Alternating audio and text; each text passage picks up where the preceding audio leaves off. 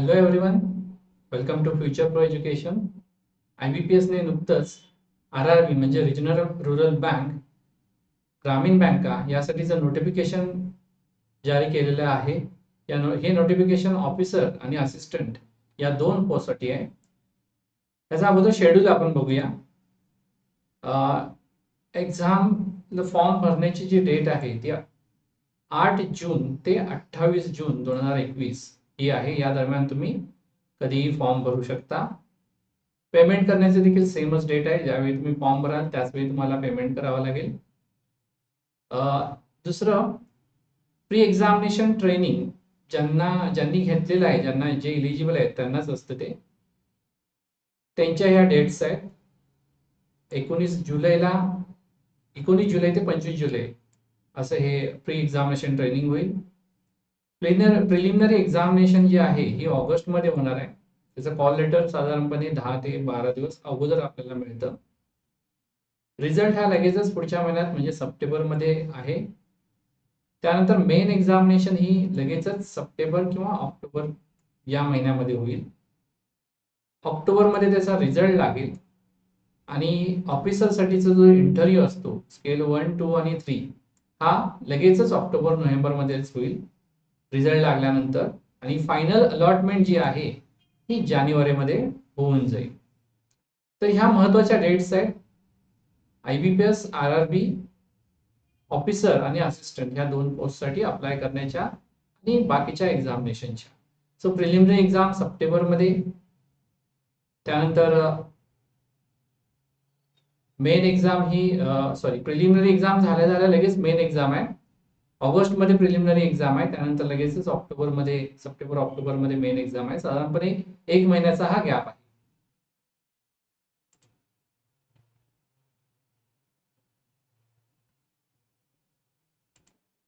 यानंतर बघूया या नोटिफिकेशन मधल्या काही महत्वाच्या गोष्टी. हे नोटिफिकेशन IBPS मार्फत दिलेलं आहे.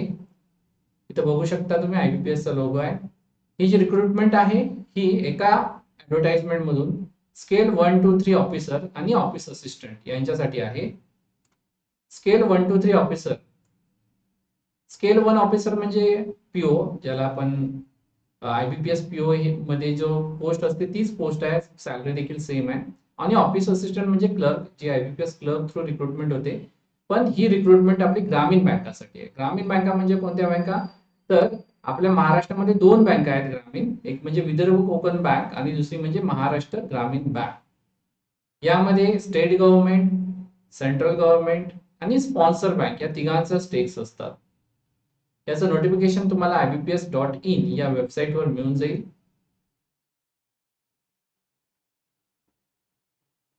ही एक्झाम IBPS कंडक्ट करत आहे आणि याचे इंटरव्ह्यू जे आहेत हे नोडल रिजनल रुरल बँक आणि नाबार्ड आणि IBPS हे तिघं मिळून ह्या ठिकाणी इंटरव्ह्यू घेणार आहेत. हे इंटरव्ह्यू फक्त ऑफिसरसाठी असतात, लक्षात ठेवा.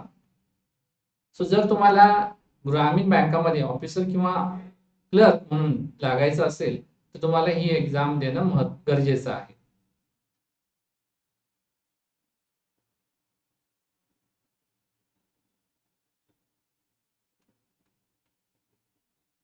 आता यासाठी RRB जे आहे, ह्या RRB ला अप्लाय करताना तुम्ही लँग्वेज प्रमाणे अप्लाय करायचं आहे. इथं दिलेलं आहे बघा, desired local language proficiency as prescribe by participating RRB.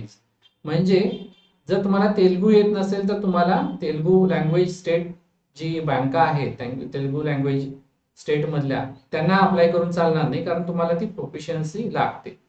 म्हणजे जर तुम्हाला महाराष्ट्रामध्ये अप्लाय करायचं असेल तर महाराष्ट्रामध्ये 2 बँका येतात. एक म्हणजे महाराष्ट्र ग्रामीण बँक, ज्यासाठी मराठी ही लँग्वेज येणं गरजेचं आहे, आणि दुसरी म्हणजे विदर्भ कोकण बँक, यासाठी देखील मराठी ही लँग्वेज येणं गरजेचं आहे. आणि ही स्टेट वाईज वॅकन्सी, ह्या वॅकन्सी स्टेट वाईज फिलअप केल्या जातात. म्हणजे तुम्हाला फक्त कुठल्या तरी एकाच स्टेटला फिलअप करता येईल लँग्वेज प्रमाणे ऑब्विसली. आणि हिंदी तुम्ही चूज केलं तर माझ्यामध्ये मल्टिपल तुम्ही स्टेटला अप्लाय करू शकता. आणि ही जी रिक्रुटमेंट आहे ह्या एका नोटिफिकेशन मधून 2 पोस्टला तुम्ही अप्लाय करू शकता. एक म्हणजे ऑफिस असिस्टंट आणि दुसरी म्हणजे ऑफिसर.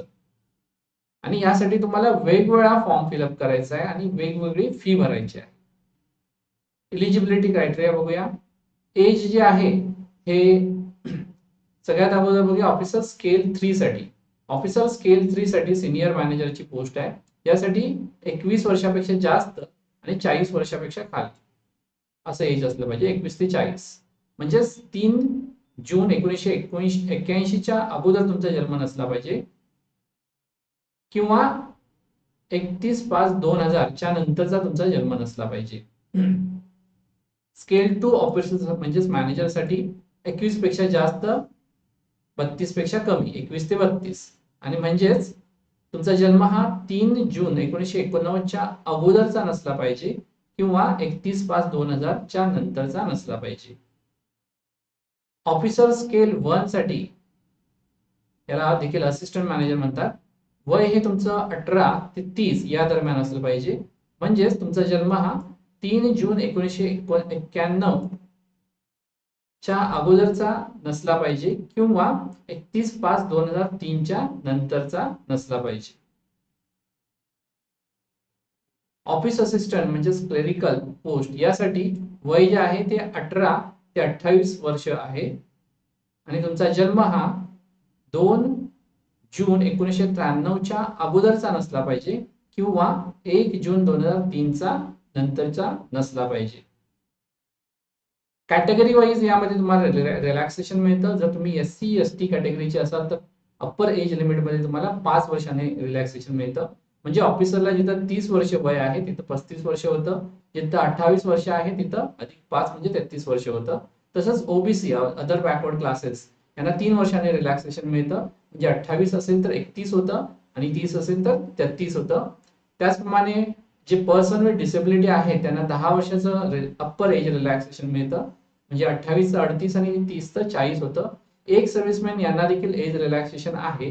हे जे आहे ते actual period of service rendered in the defence forces plus 3 years आणि डिसेबल साठी प्लस 8 इयर्स असं मॅक्सिमम एज लिमिट जे आहे ते कॅप केलेलं आहे 50 इयर्स. बाकी widows divorce woman legally separated from their husband यांना देखील एज रिलॅक्सेशन मिळतं. Up to 35 years for general and EWC category EWS category and 38 years for OBC and 40 years for SC and ST category. 1984 right यांच्यासाठी देखील 5 वर्षाने हे जे relaxation आहे upper age relaxation आहे लक्षात ठेवा. ओबीसी कॅटेगरीमध्ये जर तुम्ही असाल तर तुम्ही फक्त ओबीसी नाही तर त्याचबरोबर नॉन क्रिमिलियर मध्ये देखील असला पाहिजे.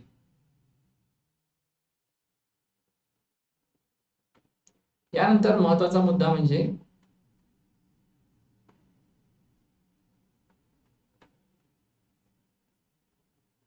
EWS certificate. ईडब्ल्यूएस मध्ये कोण येतात तर जे जनरल कॅटेगरीमध्ये आहेत तेच फक्त ईडब्ल्यूएस कॅटेगरीमध्ये येऊ शकतात. प्रोव्हाइडेड दॅट त्यांनी इथं जो वेगवेगळा क्रायटेरिया दिलेला आहे त्या क्रायटेरियामध्ये त्यांनी बसलं पाहिजे. यासाठी जे क्रायटेरिया इथं मेन्शन केलेले आहेत हा क्रायटेरिया रीड करा आणि जर तुम्ही या क्रायटेरियामध्ये बसत असला तर जवळच्या माहिती सेवा केंद्रामध्ये जा आणि त्यांच्याकडून ईडब्ल्यूएस सर्टिफिकेट काढून घ्या. एज्युकेशन क्वालिफिकेशन आणि एक्सपिरियन्स कसं आहे तर पोस्ट वाईज डिफरंट आहे. तर ऑफिस असिस्टंट म्हणजे क्लर्कच्या पोस्टसाठी कुठलीही डिग्री कोणत्याही डिसिप्लिन मधून चालते. त्याचबरोबर प्रोफिशियन्सी इन लोकल लँग्वेज जे मगाशी आपण बघितलं महाराष्ट्रासाठी तुम्हाला लोकल लँग्वेज मराठी आहे म्हणजे तुम्हाला मराठी येणं गरजेचं आहे. त्याचबरोबर डिझायरेबल आहे. डिझायरेबल म्हणजे हे तुमच्याजवळ असलं तर चांगली गोष्ट आहे नसेल तर मात्र तुमचं सिलेक्शन होईल. नसेल तर काही प्रॉब्लेम नाही मात्र असले तर चांगली गोष्ट आहे desirable. Working knowledge of computer generally तुम्ही MSc जर कोर्स केला असेल किंवा CCC कोर्स केला असेल that is more than enough. किंवा नसेल तुम्ही कॉलेजमध्ये शिकला जरी असाल एखादा subject computer related that is more than enough.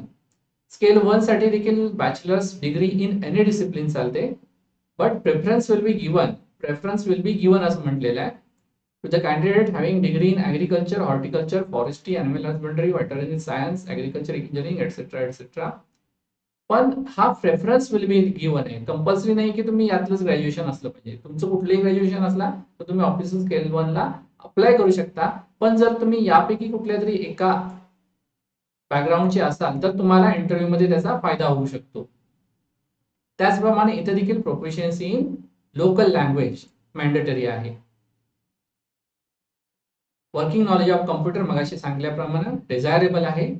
जर तुमच्याजवळ काही सर्टिफिकेट वगैरे नसेल तर काही प्रॉब्लेम येणार नाही, तुम्ही अप्लाय करू शकता. तर हे झालं ऑफिसर स्केल 1 साठी. स्केल 2 साठी bachelors degree in any discipline इथं देखील आहे, पण पर्सेंटेजची अट देखील दिलेली आहे या ठिकाणी. मिनिमम 50% ॲग्रिगेट, 3 किंवा 4 वर्षाचं ॲग्रिगेट इथं घ्यावं लागतं. प्रेफरन्स हा मगासचे जे स्ट्रीम्स आहेत त्यांना दिला जातो. प्लस यामध्ये अजून एक सांगितलेलं आहे की 2 years as an officer in bank or financial institute मध्ये तुमचा एक्सपिरियन्स असला पाहिजे. ॲज अ ऑफिसर म्हणून असला पाहिजे. तुम्ही क्लेरिकल असला तर चालणार नाही, मात्र तुम्ही ऑफिसर असला 2 वर्षासाठी तर तुमचा तो एक्सपिरियन्स काउंट केला जाईल आणि तुम्ही ऑफिसर स्केल 2 ला एलिजिबल असाल.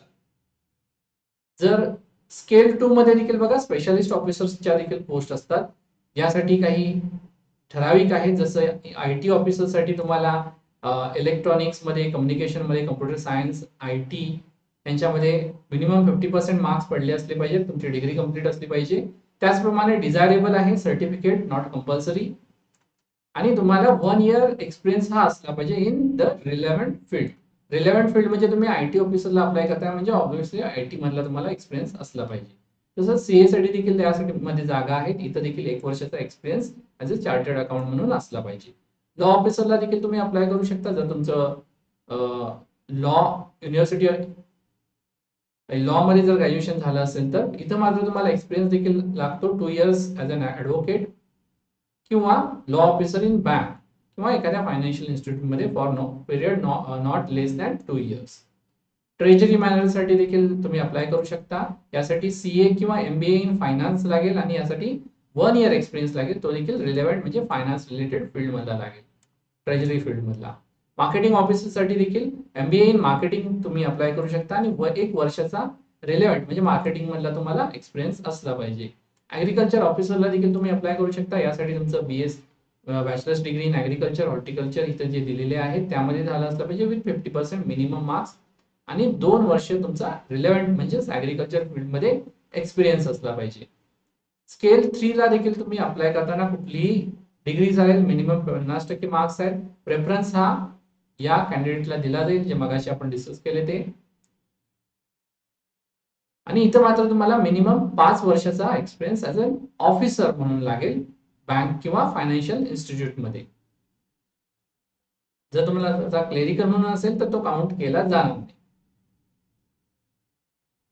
हे जे एज्युकेशनल क्वालिफिकेशन आहे ते university, institution, board recognised by government of India, approved by government regulatory bodies, and results should have been declared on or before 28 June 2021.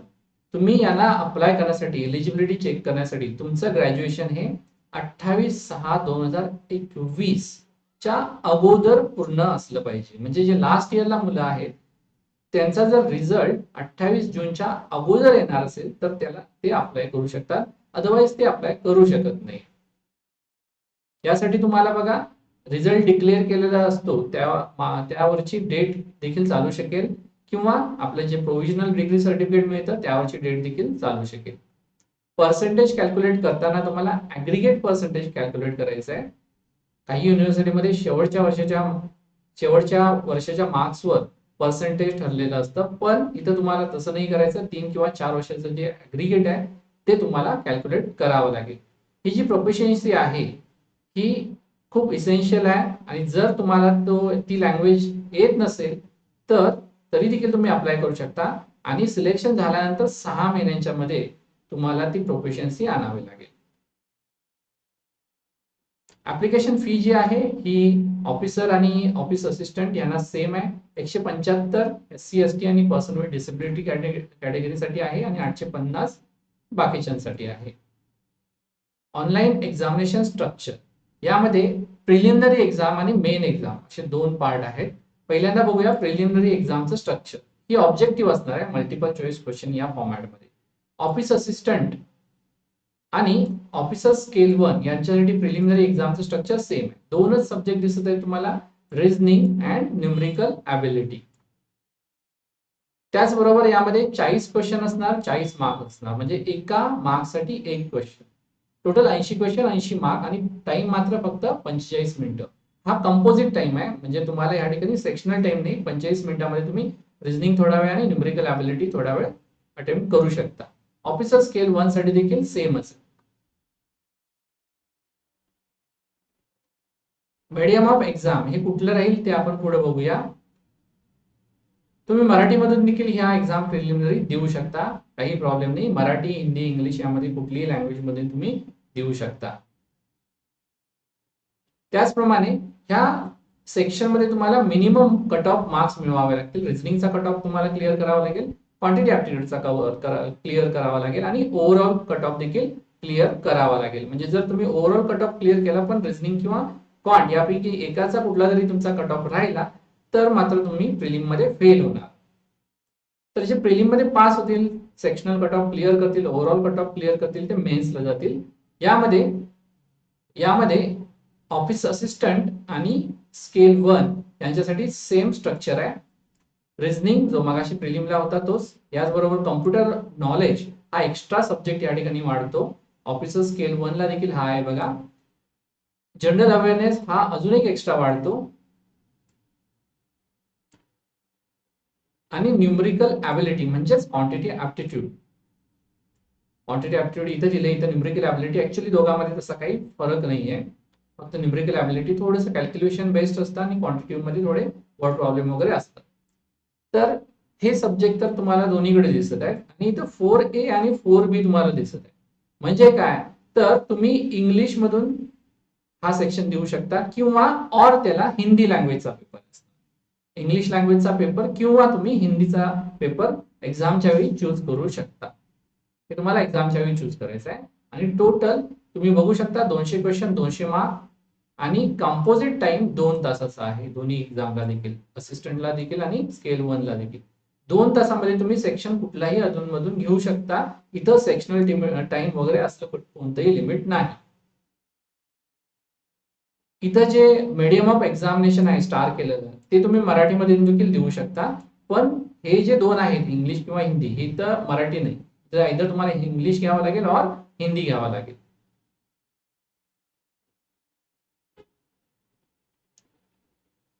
ह्यासाठी जे कॉल लेटर आहे ते तुम्हाला एक्झामच्या 10-12 दिवस अगोदर मिळून जाईल. हे कॉल लेटर एक्झामिनेशन सेंटरवर कलेक्ट केलं जाणार नाही आहे, हे लक्षात ठेवा. त्यामुळे तुम्हाला ते घरी घेऊन घ्यायचं आहे, आणि जर तुम्ही प्रिलिम क्रॅक केली तर तुम्हाला ते मेन्स एक्झामच्या वेळी घेऊन जायचं आहे. मेन्स वेळी तुमच्याकडून ते कलेक्ट केलं जाणार आहे.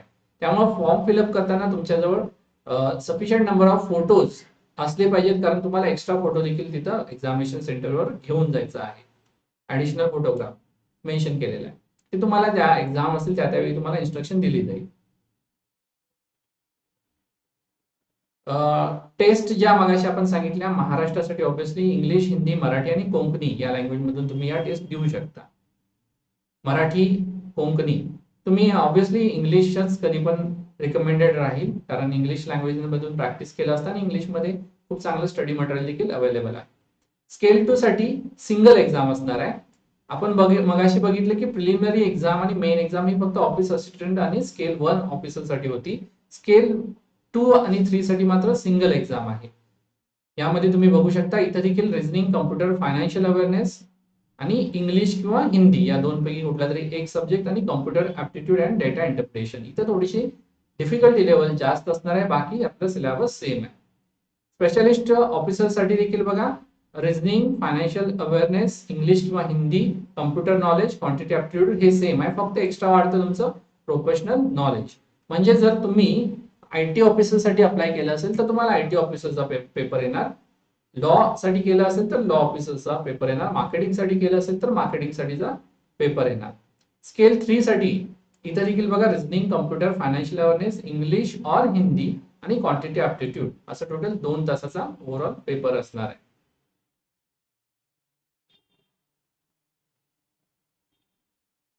ही ह्या सगळ्या एक्झामिनेशन मध्ये निगेटिव्ह मार्किंग असतं, 1/4 निगेटिव्ह मार्किंग असतं. 1 मार्काला जर क्वेश्चन असेल म्हणजे तर चुकला तर तुम्हाला 0.25 मायनस मार्क्स होतील. कट ऑफ स्कोर हा तुम्हाला सगळीकडे सेमच असणार, म्हणजे सगळीकडे सेम नसणार आहे. कट ऑफ हा तुमच्या डिफिकल्टी लेवलवर डिपेंड राहतो, त्याचप्रमाणे नंबर ऑफ कॅन्डिडेटवर डिपेंड राहतो, त्याचप्रमाणे नंबर ऑफ वॅकन्सीजवर देखील डिपेंड राहतो. त्यामुळे कट ऑफ एवढ्यात आपण प्रेडिक्ट करू शकणार नाही. फिक्स असा कट ऑफ नाही आहे. हा कट ऑफ डिफिकल्टी लेवल प्रमाणे आणि वॅकन्सी प्रमाणे व्हॅरी होणार. सेक्शनल आणि ओव्हरऑल असे 2 लेवलला कट ऑफ लावला जातो. फायनल सिलेक्शन हे तुमचं ऑफिस असिस्टंटसाठी तुम्ही जे मेन्स मध्ये मार्क्स मिळवणार आहे त्यावर तुमचं फायनल सिलेक्शन होणार आहे. आणि ऑफिसर स्केल 1 यासाठी तुम्ही जे मेन्स मध्ये मार्क्स मिळवता आणि इंटरव्ह्यू मध्ये मार्क्स मिळवता यांचे ऍडिशन करून जी मेरिट लिस्ट तयार केली जाणार आहे त्याप्रमाणे तुमचं फायनल सिलेक्शन होणार आहे. जनरलिस्ट आणि स्पेशलिस्ट साठी marks opted in single level examination आणि त्याचबरोबर इंटरव्ह्यू यावर तुमचं फायनल सिलेक्शन डिपेंड राहणार आहे. एक्झामिनेशन सेंटर तुम्ही लिस्ट आहे ती लिस्ट चेक करू शकता. आपल्या पश्चिम महाराष्ट्रात कोल्हापूरमध्ये आहे.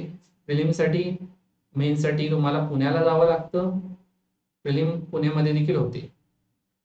प्री एक्झामिनेशन ट्रेनिंग हे फक्त जे एलिजिबल आहेत त्यांच्यासाठीच आहे. SC ST candidate, minority communities, ex serviceman, person with disabilities यांनाही दिलं जातं. याचा काही फायदा होत नाही.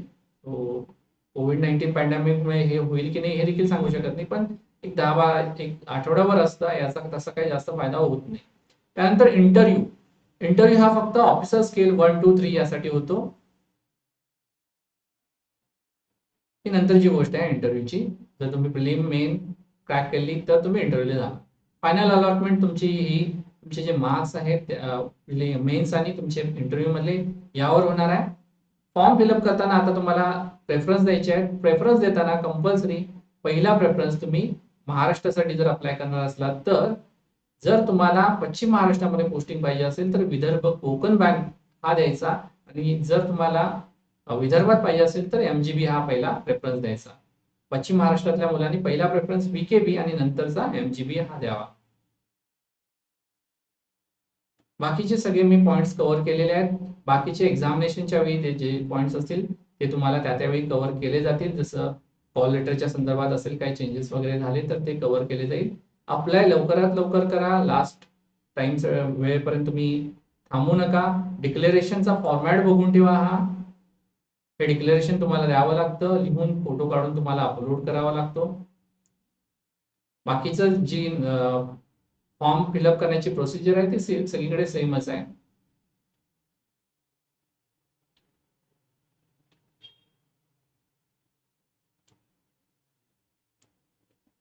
ओबीसी कॅटेगरीचे मुलं जी आहेत त्यांना अप्लाय करताना आत्ता जर त्यांच्याकडे जर सर्टिफिकेट नसेल, ओबीसी किंवा EWS कॅटेगरीची जी मुलं आहेत त्यांच्याजवळ आत्ता जर सर्टिफिकेट नसेल तरी ते आपल्या कॅटेगरीमधून अप्लाय करू शकतात. ओबीसी आणि EWS सर्टिफिकेट जवळच्या महाई सेवा केंद्रामध्ये जा आणि सेंट्रल गव्हर्नमेंटच्या फॉर्मॅटमध्ये लवकरात लवकर काढून घ्या. So that's all for today. अजून काही तुमचे डाऊट्स असतील तर तुम्ही कमेंट सेक्शन मध्ये विचारा. तुमच्या प्रत्येक डाऊटचा आन्सर देण्याचा प्रयत्न केला जाईल. Thank you very much.